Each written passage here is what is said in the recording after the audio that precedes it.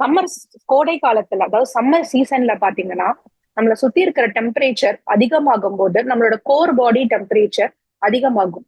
இந்த core body temperature அதிகமாகும் போது என்ன ஆகும் என்று சொன்னீங்கன்னா, நம்ம பாடியில சில mechanisms like conduction, convection, radiation, evaporation போன்ற மெக்கானிசம்ஸ் மூலமாக நம்ம கோர் பாடி டெம்பரேச்சரை கம்மி பண்ண ட்ரை பண்ணும். ஆனா நம்ம சுத்தி இருக்கிற டெம்பரேச்சரும் ஹியூமிடிட்டியும் அதிகமான அளவுக்கு போகும்போது இந்த ப்ராசஸ் சரியா நடக்கிறது இல்லை. இதனால நம்ம பாடியில இருக்கக்கூடிய டெம்பரேச்சர் குறையாம நம்ம பாடியில சில மேனிஃபெஸ்டேஷன் ஹீட் ரிலேட்டட் இல்னஸா அது வந்து மேனிஃபெஸ்ட் ஆகும். இந்த ஹீட் ரிலேட்டட் இல்னஸ்ன்றது ஒரு ஸ்பெக்ட்ரம் ஆஃப் டிசீஸ். இதோட மைனர் ஃபார்ம்னு பாத்தீங்கன்னா it can be heat stress, heat cramps, heat exhaustion. இந்த severe form is known as heat stroke. இந்த milder variant it can also be said as heat stress. அதே மாதிரி severe ஃபார்மை பாத்தீங்கன்னா heat ஸ்ட்ரோக்னு நம்ம சொல்லுவோம். So the manifestation of a heat related illness தான் நம்ம வந்து இந்த மாதிரி டிஃப்ரெண்ட் டைப்ஸா கிளாசிஃபை பண்றோம். ஹீட் ஸ்ட்ரெஸ்க்கும் ஹீட் ஸ்ட்ரோக்குக்கும் உள்ள டிஃபரன்ஸ் பாத்தீங்கன்னா, ஹீட் ஸ்ட்ரெஸ் வந்து ஒரு மைனர் ஃபார்ம், ஹீட் ஸ்ட்ரோக் வந்து ஒரு severe form of the spectrum.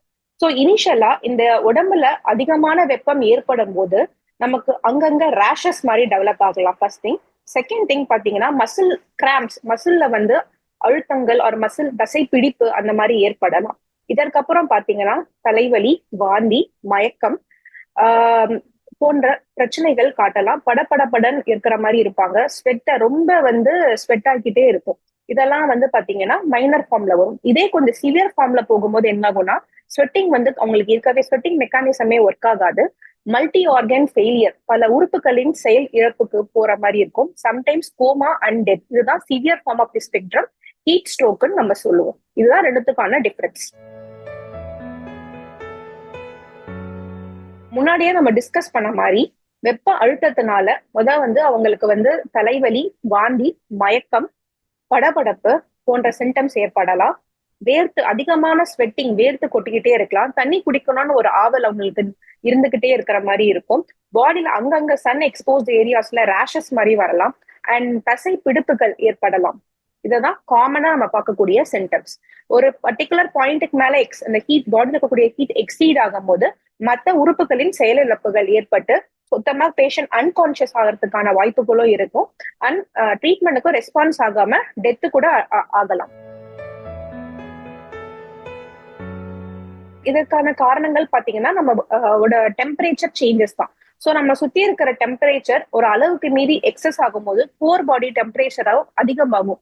So பாடியால ஒரு பர்டிகுலர் டெம்பரேச்சருக்கு மேல போகும்போது உறுப்புகள் அதோட வேலையை சரியா செய்ய முடியாம போகுது. ஸோ அதனால உறுப்புகளின் செயலிழப்புகள் ஏற்படுது. ஸோ நம்மளை சுத்தி ஏன் டெம்பரேச்சர் அதிகமாகுதுன்னா it is because of global warming. So நம்மளோட செயல்பாடுகள், நம்மளோட நிறைய டீஃபாரஸ்டேஷன், அதே மாதிரி வந்து பொல்யூஷன், ஏர் பொல்யூஷன்னால குளோபல் வார்மிங் இந்த என்டையர் குளோபோட டெம்பரேச்சர் அதிகமாறதுனால நம்மளோட இப்ப சம்மர் சீசன்ல இந்த temperature is rising up. Because of that surrounding temperature rise ஆகிறதுனால நம்மளோட பாடி டெம்பரேச்சரும் அதுக்கு ஏற்ற மாதிரி ரைஸ் ஆகிறதுனால இதனாலதான் நமக்கு இந்த மாதிரி ஹீட் ரிலேட்டட் இல்னஸஸ் எல்லாம் ஏற்படுது. ஒரு பர்டிகுலர் டெம்பரேச்சருக்கு மேல நம்ம பாடியால காம்பன்சேட் பண்ண முடியறது இல்லை.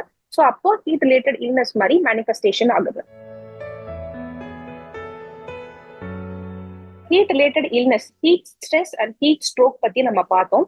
ஸோ இதுல இருந்து நம்ம என்னென்ன செஞ்சு நம்மளை வந்து பாதுகாத்துக்கலாம். இந்த டூஸ் பண்ணக்கூடிய விஷயங்கள் பாத்தீங்கன்னா சரியான அளவு தண்ணி, அதாவது தேவையான அளவு தண்ணீர் ஒரு நாளைக்கு நம்ம எடுத்துக்கணும். ORS, உப்பு கரைச்சல் நீர்ன்னு சொல்லுவாங்க, அதை நம்ம வீட்லயே ப்ரிப்பேர் பண்ணி வைக்கலாம். ப்ரிப்பேர் பண்ணி வச்சு அதை தேவையான அளவு எடுத்துக்கிறது. இளநீர், மோர், பல சாறுகளை நம்ம அதிகமாக அளவுல பருக வேண்டும். இது மட்டும் இல்லாம அந்தந்த சீசன்ல பருவகால ஃப்ரூட்ஸ் அண்ட் வெஜிடபிள்ஸை நம்ம தேவையான அளவு எடுத்துக்கணும். வெளியே போகும்போது கண்டிப்பாக கையில ஒரு கொடை இருக்கணும். அதே மாதிரி செப்பல் போடாம நம்ம வெளியே போகக்கூடாது. முடிந்த அளவுக்கு ஒரு காத்தோட்டமான இடத்துல நம்ம பாதுகாப்பாக இந்த மாதிரி கோடை காலத்துல வச்சுக்கிறது ரொம்ப நல்லது. அதே மாதிரி குழந்தைங்களை வந்து இந்த 11 to 4 எப்போ இந்த சூரியத்தின் தாக்கம், வெப்பத்தின் தாக்கம் அதிகமா இருக்கும் போது அந்த நேரத்துல குழந்தைங்களை வெளியே விளையாடுறதுக்கு அனுப்பாம இருக்கிறது ரொம்ப நல்லது. முடிந்தவரை காட்டன், பருத்தி உடைகளை, நம்ம லூஸ் ஃபிட்டிங் காட்டன் கிளாத்ஸை அணிந்துக்கிறது ரொம்பவே சிறந்தது. இந்த மாதிரி நம்ம சிம்டம்ஸ் காட்டுறவங்கள ஃபர்ஸ்ட் நம்ம என்ன பண்ணணும்னா, அவங்களுக்கு தேவையான அளவு தண்ணீர் கொடுக்க வேண்டும். அதே மாதிரி நல்ல காற்றோட்டமான இடத்துல ஃபர்ஸ்ட் அவங்கள நம்ம வந்து கூட்டிட்டு போய் இருக்க வைக்கணும். ட்ரெஸ்ஸஸ் எல்லாம் ரிமூவ் பண்ணிட்டு லூஸ் ஆக்கி விட்டுட்டு காற்றோட்டத்தை நாம் அதிகப்படுத்த வேண்டும். இந்த எல்லா சிம்டம்ஸ்க்கும் அவங்க ப்ராப்பரா ரெஸ்பாண்ட் ஆகல அப்படின்னு சொல்லும் போது அவங்கள உடனடியாக அருகில் உள்ள மருத்துவமனைக்கு கொண்டு செல்வது மிகவும் அவசியமானது. முன்னாடி சொன்ன மாதிரி டூஸ் அண்ட் டோன்ட்ஸை நம்ம ஃபாலோ பண்ணாலே குழந்தைங்களை வந்து நம்ம ஈஸியாகவே இந்த வெப்ப அழுத்தத்திலிருந்து பாதுகாக்கலாம். டூஸ்ன்னு பார்க்கும்போது தண்ணி சரியான அளவுல குடிக்கிறது, அதே மாதிரி வெளியே போகும்போது கையில ஒரு கொடை வச்சுக்கிறது, அதே மாதிரி செப்பல் போட்டு போறது, முடிந்த அளவு நல்ல காற்றோட்டமான இடத்துல வந்து இருக்கிறது ரொம்ப நல்லது. காட்டன் கிளாத்ஸை வியர் பண்ணிக்கிறது ரொம்ப நல்லது. செய்யக்கூடாதவைன்னு பாத்தீங்கன்னா 11 to 4 PM சூரியனின் தாக்கம் அதிகமாக இருக்கும் நேரத்தில் முடிந்தவரை வீட்டிலேயே இருப்பது நல்லது. தேவையில்லாம வெளியே போகக்கூடாது. அந்த டைம்ல குழந்தைங்கள வெளியே விளையாடுறதுக்கு அனுமதிக்க கூடாது. Tight dresses and tight innerwear உள்ளாடைகள் வந்து அணிவிப்பதை தவிர்க்க வேண்டும். செயற்கை குளிர்பானங்கள், சாஃப்ட் ட்ரிங்க்ஸ், மது அருந்துதல், இந்த மாதிரி விஷயங்கள் எல்லாம் நம்ம அவாய்ட் பண்ணிக்கிறது ரொம்பவே நல்லது. ஸோ இந்த டூஸ் அண்ட் டோஸை ஃபாலோ பண்ணாலே குழந்தைங்களை நம்ம வந்து இந்த வெப்பத்தின் தாக்கத்துல இருந்து ஈஸியா பாதுகாத்துக்கலாம்.